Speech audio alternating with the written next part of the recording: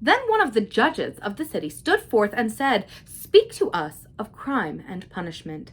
And he answered, saying, "It is when your spirit goes wandering upon the wind, that you, alone and unguarded, commit a wrong unto others, and therefore unto yourself. And for that wrong committed must you knock and wait a while unheeded at the gate of the blessed. Like the ocean is your God-self, it remains forever undefiled, and like the ether it lifts but the winged, even like the sun is your God-self. It knows not the ways of the mole, nor seeks in the holes of the serpent. But your God-self dwells not alone in your being. Much in you is still man, and much in you is not yet man, but a shapeless pygmy that walks asleep in the mist, searching for its own awakening. And of the man in you would I now speak. For it is he, and not your God-self, nor the pygmy in the mist, that knows crime and the punishment of crime. Oftentimes I have heard you speak to one who commits a wrong as though he were not one of you, but a stranger unto you and an intruder upon your world. But I say that even as the holy and the righteous cannot rise beyond the highest which is in each of you, so the wicked and the weak cannot fall lower than the lowest which is in you also. And as a single leaf turns not yellow, but with the silent knowledge of the whole tree, so the wrongdoer cannot do wrong without the hidden will of you all. Like a procession, you walk together towards your God-self. You are the way and the wayfarers. And when one of you falls down, he falls for those behind him, a caution against the stumbling stone. Aye, and he falls for those ahead of him, who, though faster and surer of foot, yet removed not the stumbling stone.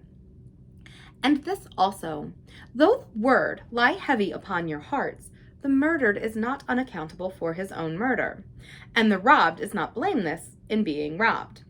The righteous is not innocent of the deeds of the wicked, and the white-handed is not clean in the doings of the felon. Yea, the guilty is oftentimes the victim of the injured, and still more often the condemned is the burden-bearer for the guiltless and unblamed.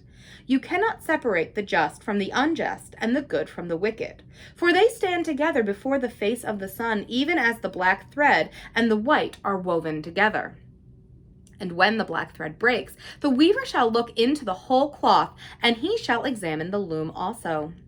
If any of you would bring to judgment the unfaithful wife, let him also weigh the heart of her husband in scales, and measure his soul with measurements. And let him who would lash the offender look unto the spirit of the offended. And if any of you would punish in the name of righteousness, and lay the axe unto the evil tree, let him see to its roots. And verily he will find the roots of the good and the bad, the fruitful and the fruitless, all entwined together in the silent heart of the earth. And you judges who would be just, what judgment pronounce you upon him who, though honest in the flesh, yet is a thief in spirit? What penalty lay upon him?